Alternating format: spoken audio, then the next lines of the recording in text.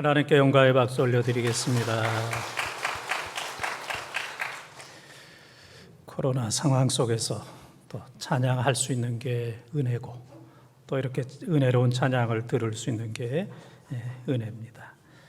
오늘도 또 코로나로 인해서 어려운 상황, 또 거기에다가 또 비가 또 주룩주룩 오고 있습니다.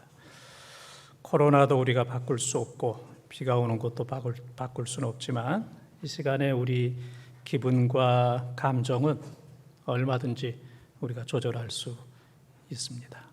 할 수 없는 것 때문에 속상해하지 말고, 할 수 있는 것, 기분과 감정과 마음을 조절해서 은혜 받고 또 성령의 단비가 촉촉하게 내리는 귀한 시간이 되시기를 축원합니다.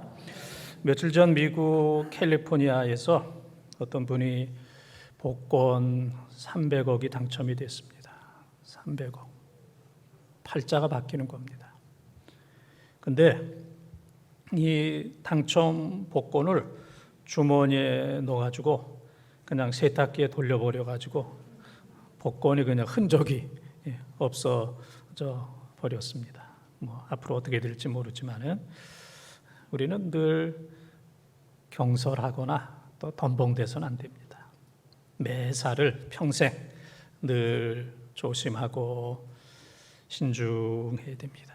좋은 일 있을 때도 신중하고, 어렵고 힘든 일 있을 때도 쉽게 낙심하거나 포기하는 것이 아니라 늘 생각하고 또 신중하게 사는 우리 성도들이 되어지길 바랍니다. 우리 말 한마디로 천냥빛을 갚는다, 이제 이런 속담도 있고, 또 말로 사람 잡는다, 말로 사람 잡는다, 이제 그런 얘기도 있습니다. 그래서 언어의 긍정적인 면도 있고 또 부정적인 이제 그러한 양면의 칼과 같다, 그렇게 이제 생각이 됩니다. 그래서 오늘 야고보 사도는 우리를 향하여 혀를 조심하라, 그렇게 얘기합니다. 하나님께서 이 말할 수 있는 것은 하나님이 지으신 만물 가운데 사람밖에 없습니다. 의사 표현은 동물도 하지만은 정확하게 언어를 구사할 수 있는 것은 사람에게만 주신 이 축복이고 놀라운 행복입니다. 이 코로나 상황 속에서 말이 얼마나 귀합니까? 말 한마디가 너무 귀하고, 또 이 가정의 달을 맞이해서 우리가 가정에서 하는 말이 너무너무 중요합니다. 오늘 또 스승의 주일, 또 교사 주일을 맞이해서 우리가 말하는 것이 너무 귀한 이때에 오늘 야고보 사도를 통해서 주시는 혀를 길들이라 하는 말씀을 생각하면서 우리의 말로 하나님 앞에 영광을 돌리는 귀한 삶이 되어지기를 주님의 이름으로 축원을 드립니다.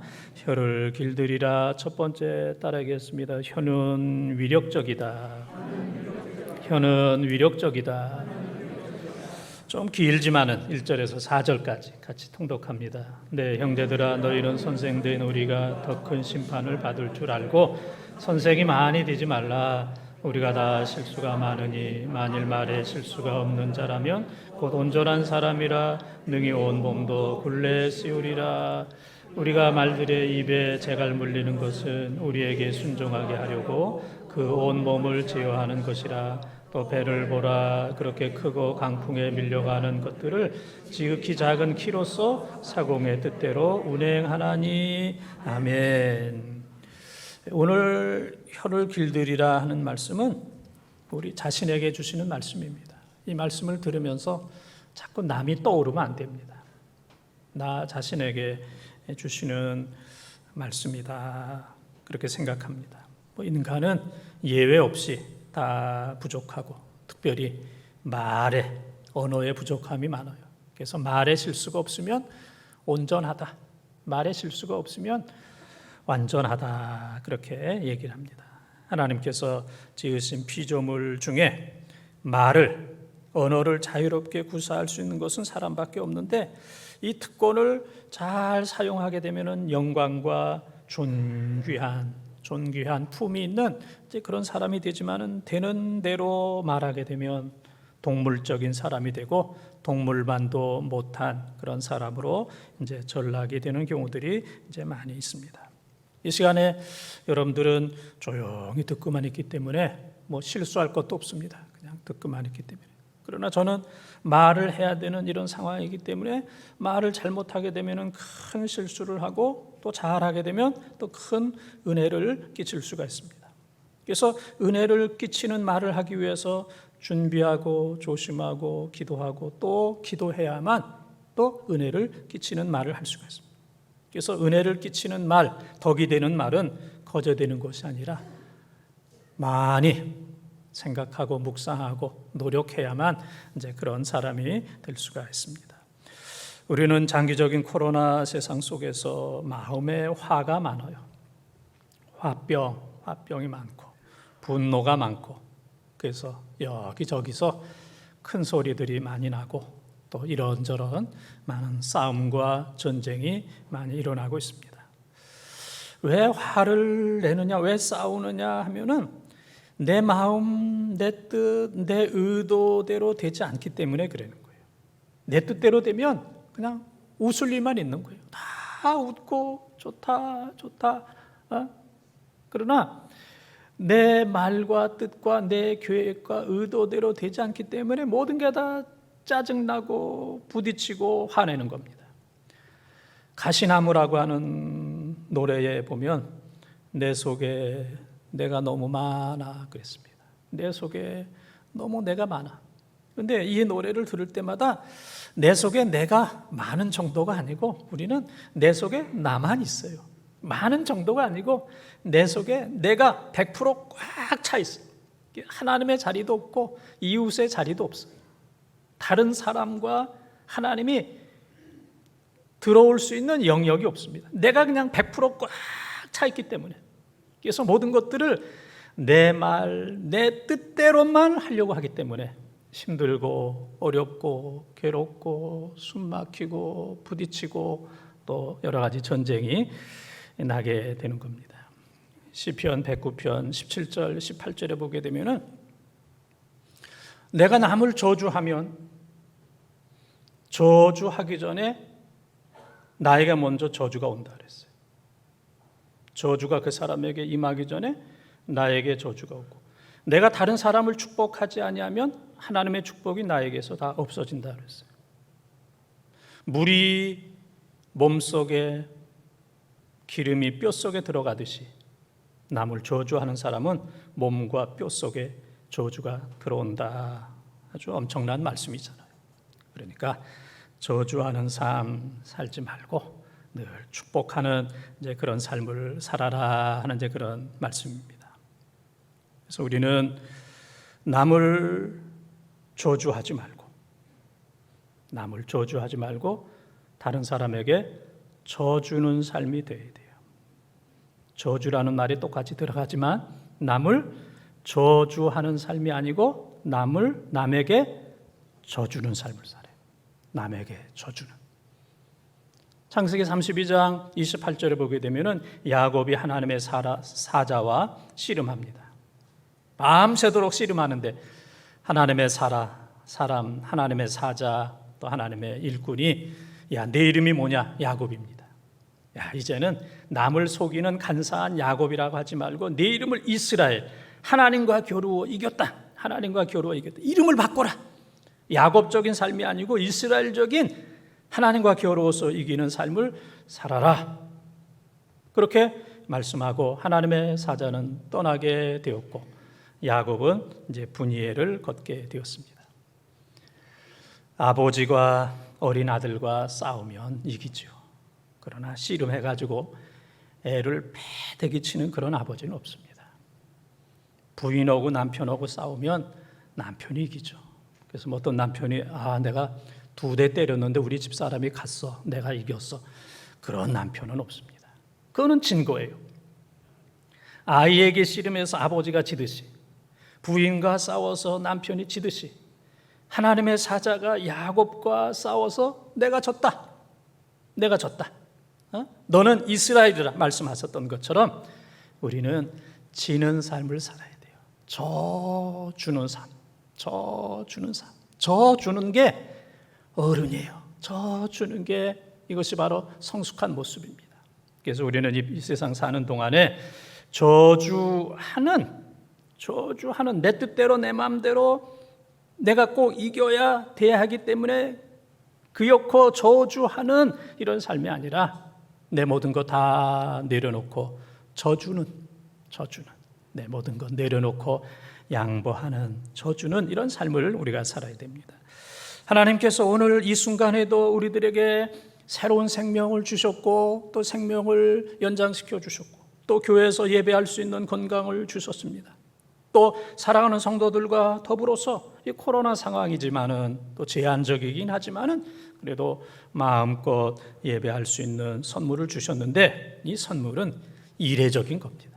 계속되는 건 아닙니다. 어느 정도 계속될 수도 있지만은 언젠가는 이런 은혜가 뚝 끊어지는 그 순간이 분명히 있어요. 그래서 하나님께서 우리들에게 은혜를 주셨을 동안에 우리는 그 은혜 속에서 웃고, 지금 웃고 계시는 거죠? 지금 입을 마스크로 가려서 그랬지 지금 뭐 싱글벙글 하고 있는 거죠? 웃고 기뻐하고 다른 사람들을 칭찬하고 위로하고 축복하고 찬양하고 아멘하고 기도 눈치가 빨라졌습니다.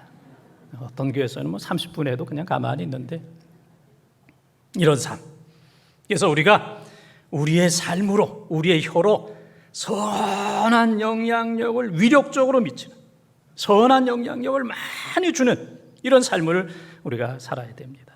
하나님께서 우리들에게 은혜를 주셨는데 혀를 잘 길들여서 선한 영향력을 위력적으로 다른 사람들에게 미치는 이러한 삶이 되어지기를 주님의 이름으로 축원합니다. 두 번째 따르겠습니다. 혀는 파괴적이다. 혀는 파괴적이다. 5절에서 8절까지 함께 통독합니다. 이와 같이 혀도 작은 지체로 돼 큰 것을 자랑하도다. 보라, 얼마나 작은 불이 얼마나 많은 나무를 태우는가. 혀는 곧 불이요 불의의 세계라. 혀는 우리 지체 중에서 온 몸을 더럽히고 삶의 수레바퀴를 불사르나니 그 사르는 것이 지옥불에서 나느니라. 여러 종류의 짐승과 새와 벌레와 바다의 생물은 다 사람이 길들일 수 있고 길들여 왔고 혀는 능히 길들일 사람이 없나니 쉬지 아니하는 악이요 죽이는 독이 가득한 것이라. 아멘. 혀의 이제 부정적인 면으로 볼 때 불과 같다 그랬습니다. 뭐 불은 뭐 좋은 긍정적인 면도 많이 있지만은 오늘 본문에서는 아주 부정적인 그런 면으로 불은 큰 손해를 일으킨다. 그래서 불 나면 건물도 없어지고 산도 다 태우고 모든 물건, 보물, 골독품도 다 태우고 어떤 때는 생명도 사람을 태우는 이제 이런 경우들이 이제 종종 있습니다.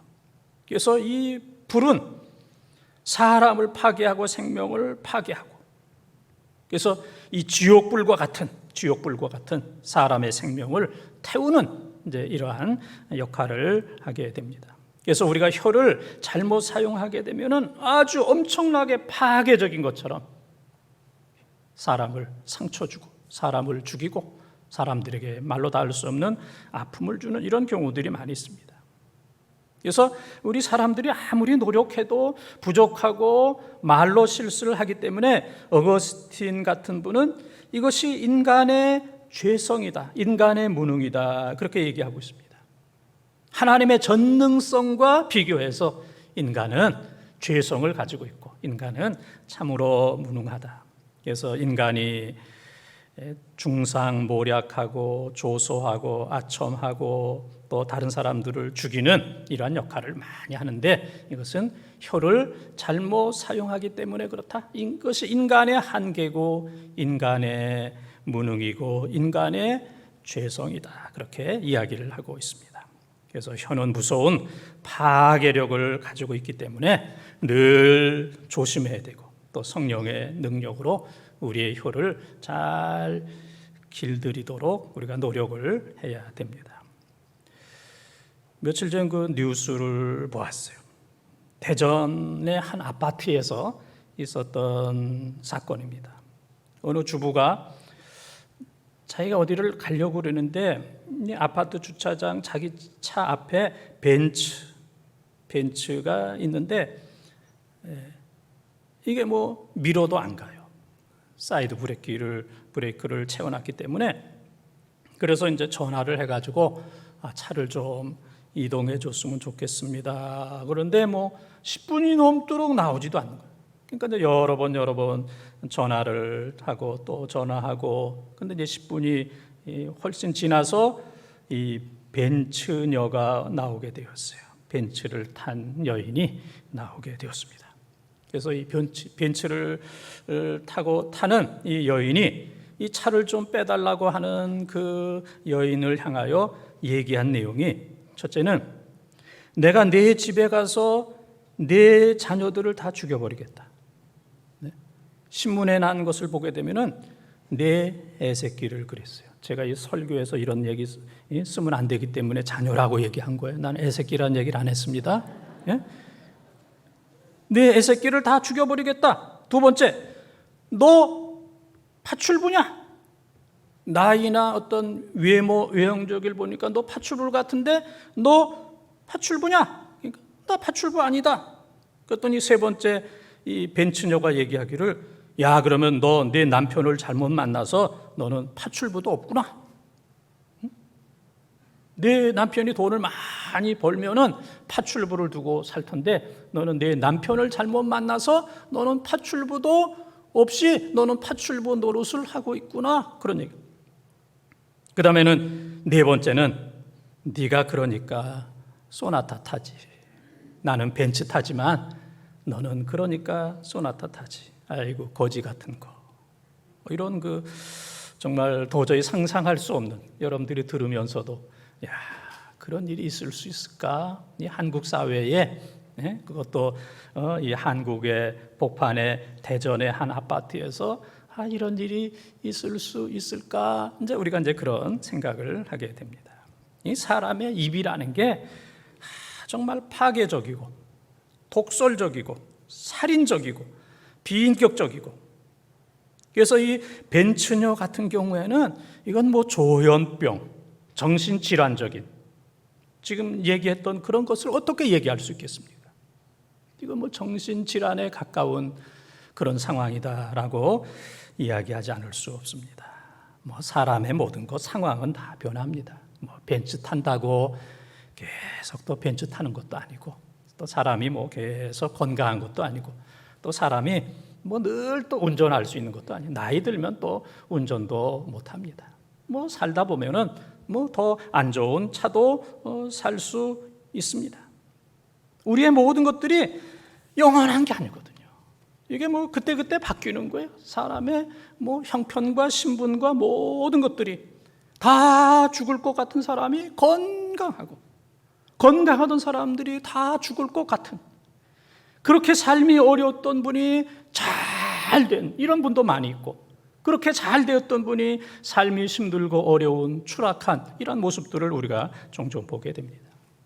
인간의 모든 것들은 영원한 게 아닙니다. 다 순간적입니다. 하나님만이 영원하십니다. 하나님과 함께하는 사람만이 영원합니다.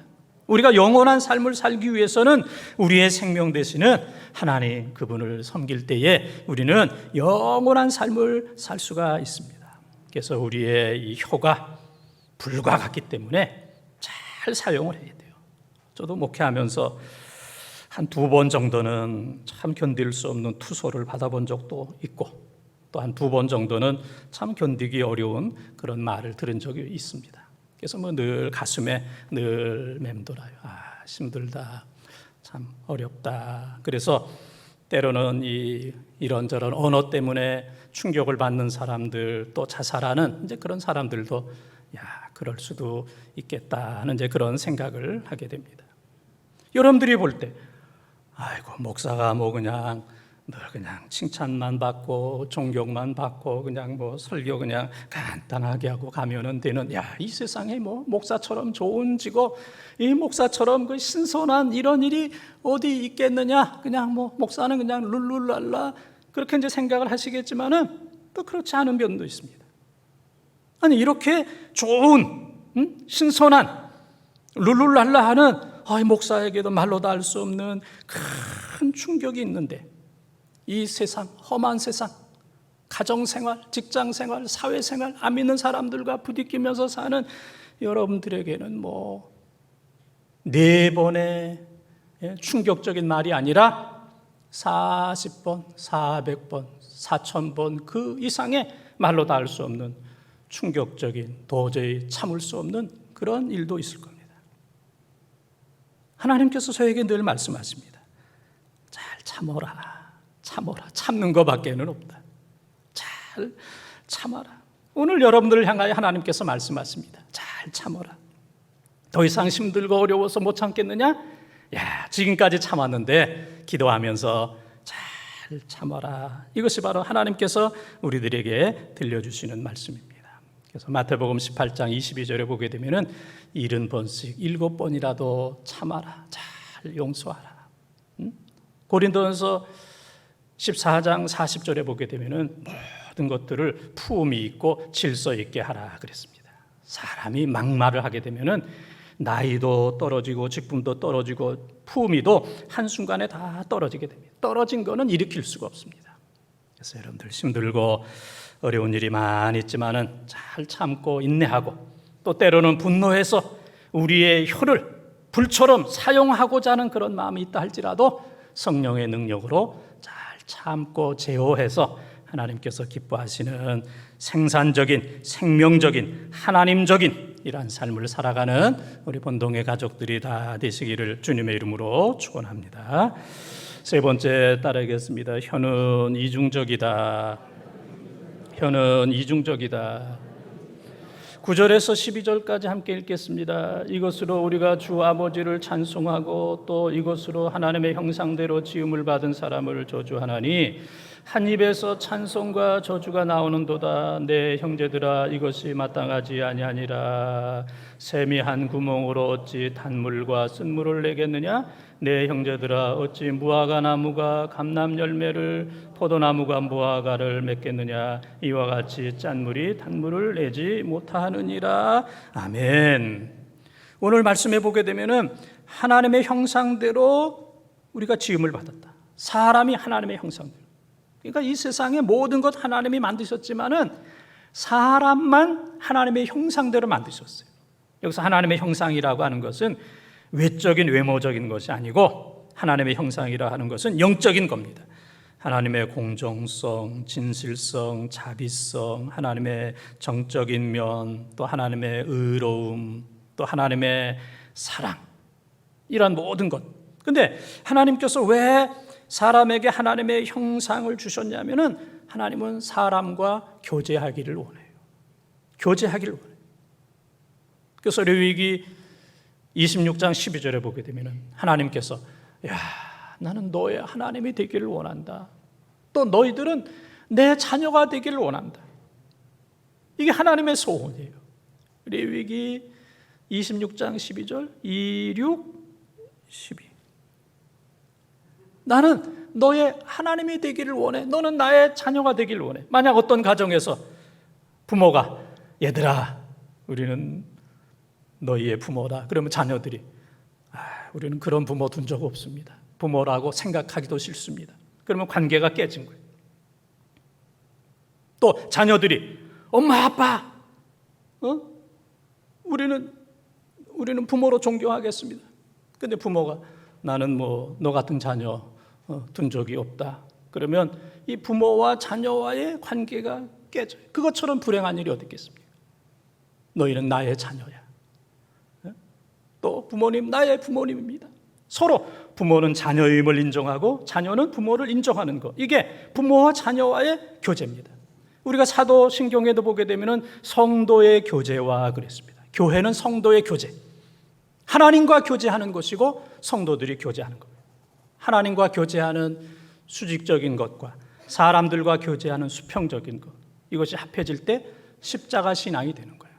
하나님과 교제는 있는데 사람과의 교제가 없거나 사람과의 교제는 있는데 하나님과의 교제가 없으면 이건 온전한 교제가 될 수가 없습니다. 하나님께서 하나님의 형상대로 모든 인간 속에 하나님의 형상을 집어넣은 것은 하나님께서 나는 너희들과 교제하고 싶어, 대화를 나누고 싶어, 너희들하고 친밀성을 유지하고 싶어. 하나님께서 가까이 하고자 하는 이러한 마음이 이 형상 속에 있는 겁니다. 그래서 하나님께서는 우리들에게 형상을 주시면서 너희들은 찬송하라, 한 입으로 찬송하고 저주하는 그 두입적인 삶을 살지 말고 저주는 하지 말고 찬송만 하라, 찬송만 하라. 네 가지 예를 들고 있습니다. 샘을 봐라. 샘물이 단물과 쓴물을 동시에 내지 못한다. 무화과 나무를 봐라. 무화과 열매만 맺지 감람나무를 열매 맺지 못한다. 포도나무를 봐라. 포도나무 열매만 맺지 무화과나무 열매를 맺지 못한다. 또 짠물을 봐라. 짠물만 내지 단물은 내지 못한다. 그러니까 이런 샘도 나무도 한 가지만 하는 것처럼 너희의 입도 찬송도 하고 저주도 할 수 있지만은 그러나 저주하는 삶을 살지 말고 저 나무처럼 저 샘처럼 늘 하나님을 찬송만 하는, 그래서 하나님께서 찬송만 하면서 나와 교제하자, 찬송만 하면서 성도들과 아름다운 교제를 나누라. 이것이 바로 하나님의 소원입니다. 사람은 나름대로 이제 습관이 있습니다. 습관. 그래서 조금 유식한 얘기하면은 사람은 나름대로 패턴이 있고 나름대로 패러다임이 있고 나름대로 알고리즘이 있습니다. 비슷한 곳에서 살게 되고 또 비슷한 사람과 어울리게 됩니다. 그래서 성령의 흐름 속에서 사는 사람이 있고 악령의 흐름 속에서 사는 사람이 있습니다. 성령의 흐름 속에서 사는 사람은 늘 평안하고 행복하고 영적입니다. 그러나 악령의 흐름 속에서 악마에게 이끌려 사는 사람들은 늘 힘들고 어렵고 고통적이고 파괴적인 그러한 삶을 살 수밖에 없습니다. 성령의 흐름으로 사느냐 악령의 흐름으로 사느냐 결정할 수 있는 것은 내 의지, 내가 선택할 수 있습니다. 그래서 나는 악령의 흐름이 아니라 악마적인 삶이 아니라 하나님께서 인도하시는 성령의 흐름 속에서 살고 싶다. 선택하게 되면은 하나님께서 우리들에게 그와 같은 은혜를 베풀어 주시는 줄 믿습니다. 사랑하는 본동가족 여러분, 어느 가정에 한 식탁에서 아버지와 아들이 대화를 하고 있습니다. 그런데 아버지가 얘기합니다. 제가 좀 과격한 말을 쓰더라도 있는 그대로 하는 거니까 이해해 주십시오. 아버지가 식사하다가 아들에게 얘기하기를 입 닥쳐 밥이나 먹고 꺼져 그랬습니다. 입 닥쳐 밥이나 먹고 꺼져. 그 말로 인해서 이 아들이 실어증에 걸리게 됐어요. 말을 너무 충격이 세가지고 말을 하지 못하는. 그리고 부모와의 대화, 친구와의 모든 대화가 다 단절되고 파괴적인 사람이 되어서 이 사람이 나중에 지존파가 되었고 사람을 많이 죽인 끔찍한 사건이 있었다. 지존파가 되었고 살인하고 나중에 사형을 당하는 이런 비극이 있었습니다. 그래서 이 사형을 당하면서 이 사람이 했던 얘기가 내가 오늘날 왜 이렇게 됐냐면 어렸을 때 아버지와 밥 먹으면서 아버지가 나를 향하여 입 닥쳐 밥이나 먹고 꺼져 그 말 때문에 내가 오늘 이런 사람이 되었습니다 라고 고백을 했습니다.